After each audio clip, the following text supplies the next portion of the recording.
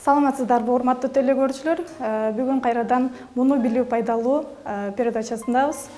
Сиздер менен биз Кыргыз мамлекеттик техникалык университетинин коомдук тамак аш азыктардын технологиясы кафедрасынын лабораториясындабыз.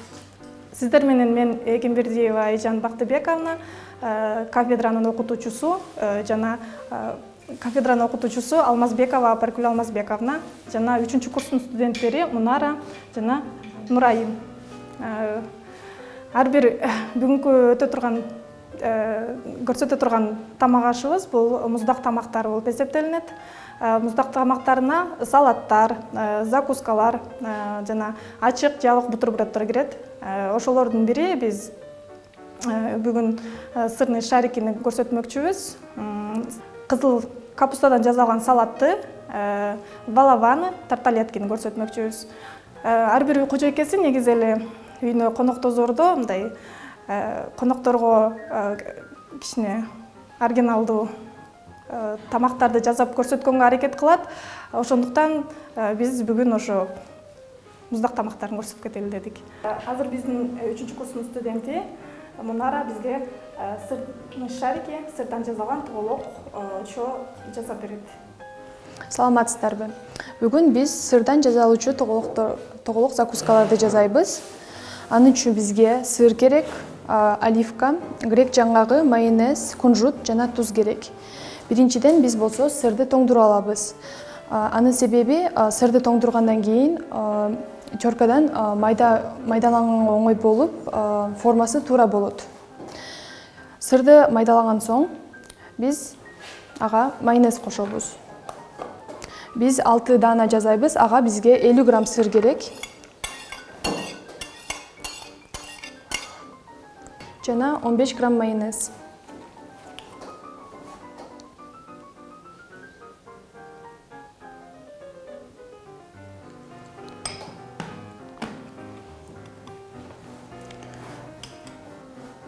Экөөнү кошкон соң биз аралаштырабыз.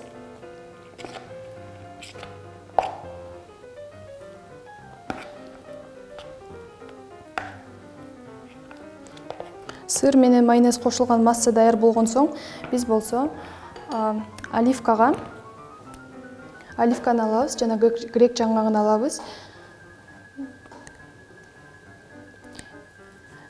Анан оливканын ичине грек жаңгагын салабыз. Анын үчүн грек жаңгактарын дагы бир сыйра майдалаш керек.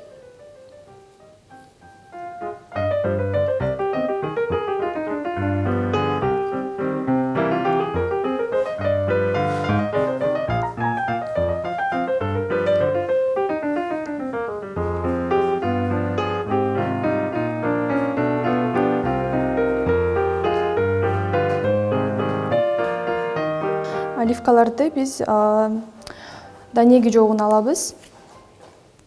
Даярданган соң биз жасалган массабызга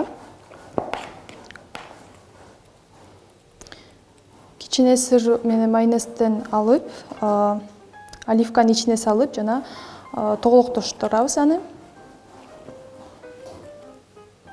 Тоголоктоонун астында колду сууга салып бир сыйра суу болсо, ошондо колго жабышпай биздин тоголок формаларыбызда туура болот. Андан соң биз аны кунжутка салып панировать этебиз. Панировканы жасоо бул өзүңөрдүн каалооңордон болот. Кааласаңар кунжутка болот, макка болот же болбосо краб таякчаларына.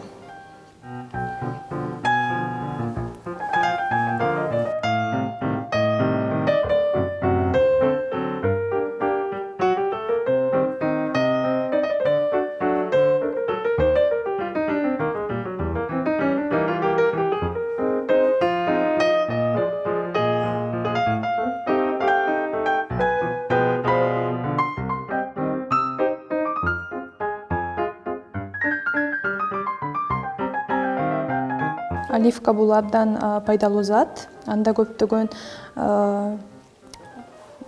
антиоксиданттар бар, Б группасынын витаминдери бар.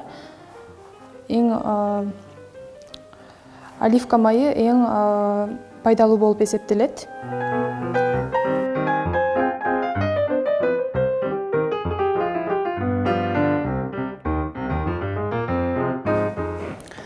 болгон соң жашыл чөп чарылар менен коздусок болот.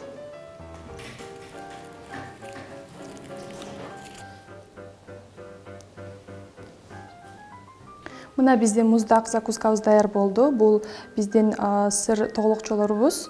Булар абдан пайдалуу, даамдуу жана бачым даярдалат. Тамагыңар таттуу болсун. Бизге студенткабыз Мунара сырный шарики жасап берди.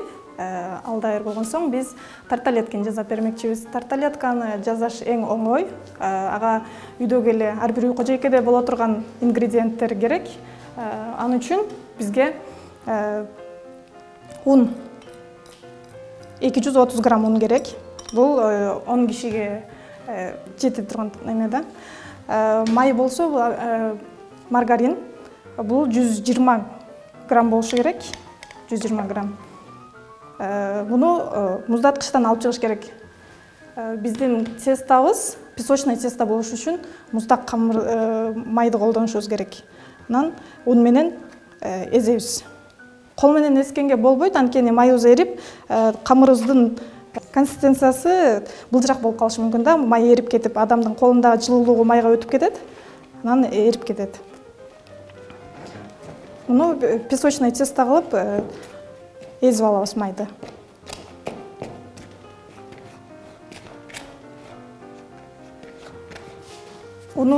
Песочный унубуз даяр болгон чакта биз 80 грамм суу алдын ала уже баарын тартып алганбыз. 80 грамм сууга биз чай кашыктын учу менен бир аз туз салабыз. Уксус 3% уксустан тоже кичикей чайдын учу менен, чай кашыктын учу менен эле кошобуз.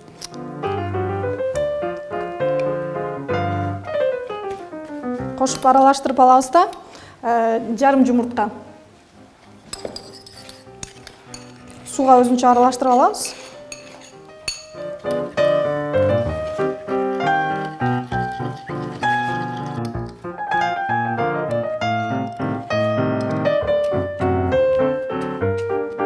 Бул даяр болгон камырыбызды бир сыйра кашык менен аралаштырып алабыз да, анан камыр бири-бирине жабышкандан кийин кол менен бат-баттан аралаштырыш керек.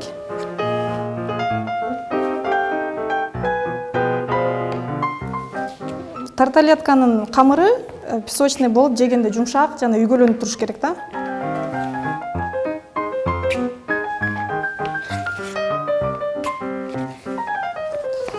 Бул даяр болгон камырыбызды көп кол менен кармай бербестен муну сразу муздатышка салып коюш керек. Камырыбыз даяр болду.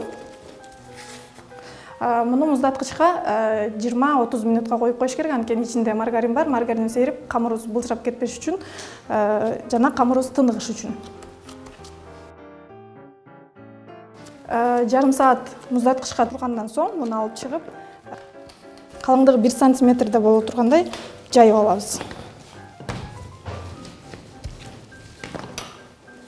Буга ундун деле кереги жок, жайганда жабышпайт.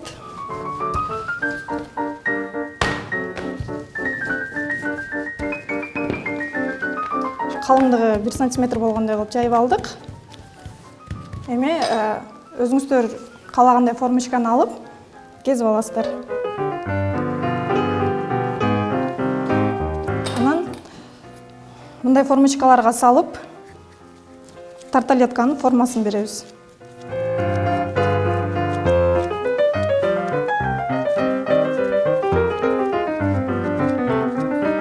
Муну ар бир үй кожойкеси үйдөн жасаса болот, анткени un менен эле май, туз, уксус кошулат. Эч кыйынчылыгы жок, бат жаза алат. Бул закускаларды негизи тамак берердин алдында жасаш керек. Муну эрте жасап койгонго болбойт. Эрте жасап салаттын ичине салып койсуздар, муну суусу чыгып, формочкаларга салып туруп, мунун ортосун тешип коюш керек. Абасы ичинде аба чыгып, ортосу көбүп кетпеш үчүн вилка менен сайып тешип коюлса болот. Формочкаларга салып даярдап алгандан кийин муну духовкага салып 200 градуста 20-25 минутада бышырасыздар. Бышкандан кийин соң муну формочкадан оңой эле чыгат. Формочканы майлап деле кереги жок негизи. Мынтип эле чыгат.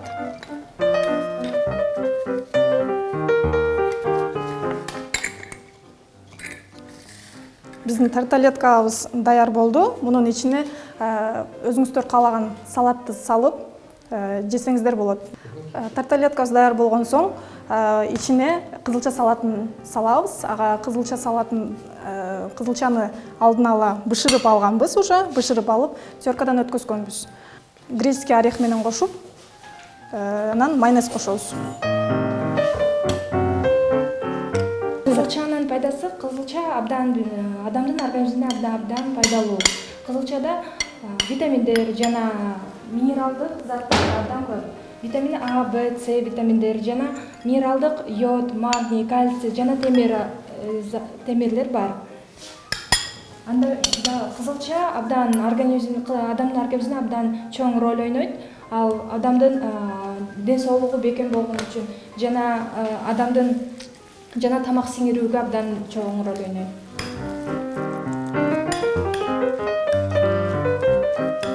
Эң пайдалуу жана даамдуу салатыбыз даяр уже. Муну аралаштырып, майонездин ордуна биздин илгери кыргыз ата бабаларыбыз, чоң апаларыбыз майонездин ордуна эме кошкон да, каймак менен айранды аралаштырып жасап коюшкан, сүзмөнү. Майонезди колдонбостон каймак менен сүзмөнү аралаштырып жасасаңыздар болот. Майонез жегиси келбегендер буга үйдөгү эле каймакты жана сүзмөнү аралаштырып жесе абдан даамдуу болот. Же сметана кошсо болот. Тарталеткаларыбыздын ичине 25-30 граммдан салабыз.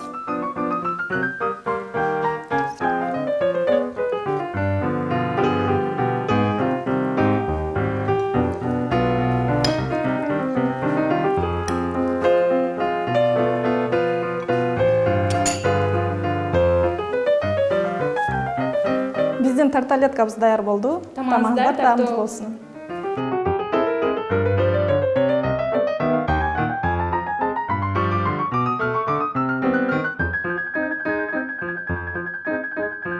Биздин кийинки закускабыз бул балаван болмокчу. Ага слоеный тесто кетет. Биз алдын ала даярдап слоеный тестону жасап алдык. Слоеный тесто үйдө жасасаңыздар болот. Анткени камырды жайып туруп эле майдан сүйкөп, ороп муздаткычка тоңгузуп коесуздар. Маргарин майдан сүйкөсөздөр болот, сары майдан сүйкөсөздөр болот. Кадимки эле суу майдан эле сүйкөп жасасаңыздар болот. 1 сантиметр калыңдыкта жайып алабыз. Тарталетка песочный тестодон жасалса, бул слоеный тестодон жасалат, катталган камырдан. Муну ар кандай формада жасасаңыздар болот. Көбүнчө стакандар менен кезип алабыз.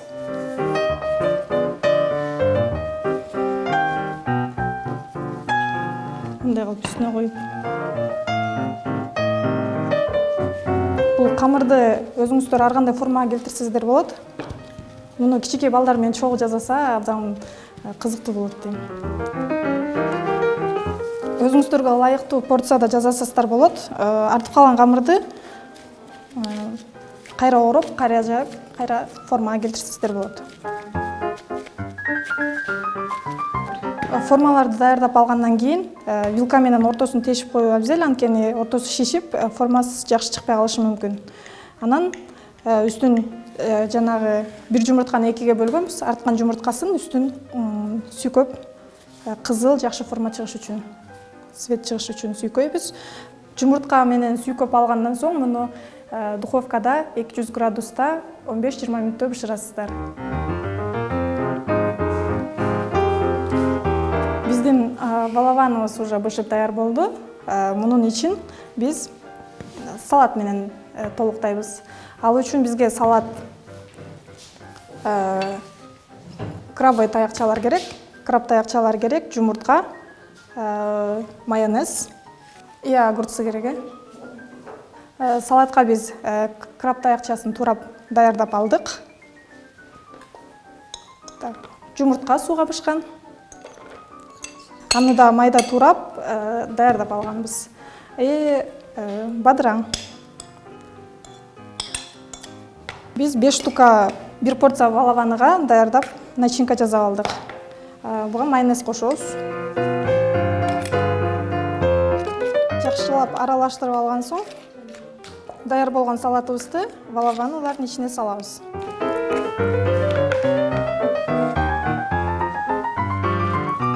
Бұлардың ішіне дағы 15-20 грамм. Майонездің орнына сметана қошып та жасаса болады. Қаймақ жасап қошып.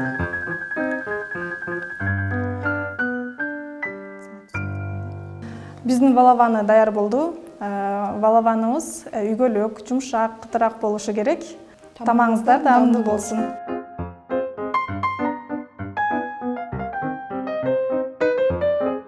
Біздің кейінгі жазалушы салат қызыл капустадан жазалады. Қызыл капустадан біз мұны майда турап алабыз. Өзүңүздөр билгендей, капуста биздин эң аябай керектүү пайдалуу продукт болуп эсептелинет. Капустанын ар кандай түрлөрү болот. Сиздин алдыңызда көрүп тургандай кызыл капуста, ак капуста, басай капустасы, брюссель капустасы жана түстүү капусталар бар. Кызыл капустанын эң негизги пайдасы бунда көптөгөн калий, магний, кант, белок абдан көп. Ошол себептен кызыл капустанын дагы биздин организмге эң пайдалуусу биздин ич агарындарды, шлактарды жана оор материалдарды организмибизден алып чыгууга жөндөмдөшөт. Ошондой эле кызыл капуста сыяктуу эле бизде ак капустанын деле ошондой пайдасы абдан көп. Кааласаңыздар, кызыл капустадан, ак капустадан ушундай рецепт менен салаттар жасасаңыздар болот. Биз азыр алдыбызда кызыл капустаны биз майда узун кылып турап алабыз. Ага болсо бул жаңы, свежий мындай айтканда салат болот. Анын алдына бизге корица, гвоздика, комшакер, бир аз уксустарды кошуп, ушу аралашмасы менен жасайбыз. Биз 200 граммдай капустаны алдык, турап алдык, уже даяр. Муну 200 грамм суга гвоздика 3 штуктай, корица, чайная ложка башында кошуп кайнатып алабыз.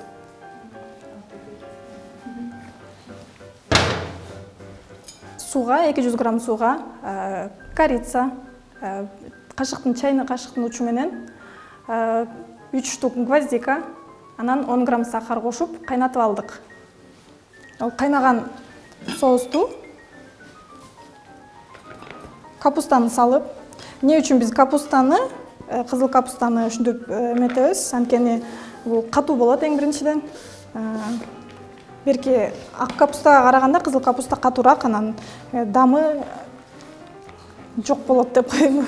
Супсагыраак болот.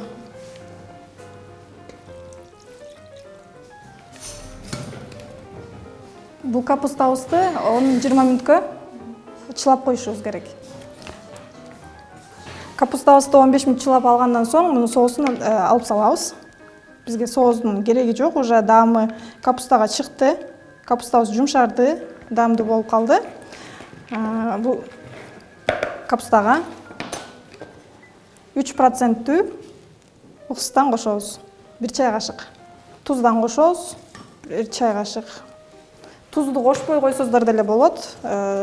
Тузу жокта даамдуу болот. Анан 10 грамм май. 10 грамм суу май. Кол менен мыжыксаңыздар жакшы мындай капуста жумшарат да.